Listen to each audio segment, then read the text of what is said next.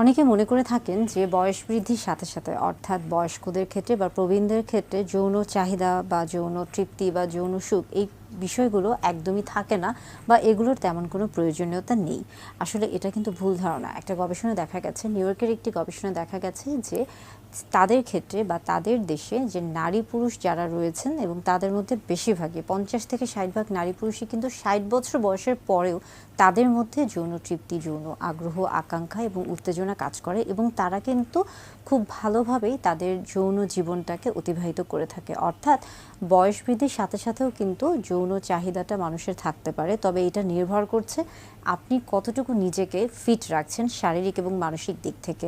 বিশেষ করে দেখা যাচ্ছে যে নারীদের ক্ষেত্রে বয়স বৃদ্ধির সাথে সাথে হরমোনের একটা তারতম্য দেখা যায় এবং পুরুষদের ক্ষেত্রেও অনেক সময় হরমোনের এই তারতম্য দেখা যায় এবং যার ফলে অনেকের ক্ষেত্রে কিন্তু যৌন চাহিদাটা বিভিন্ন কারণে কমতে পারে। সেই জিনিসটাকে ধরে রাখার জন্য বা সেই জিনিসটা যেন ভালো থাকে সেটার জন্য নিজেকে অবশ্যই সুস্থ রাখা প্রয়োজন।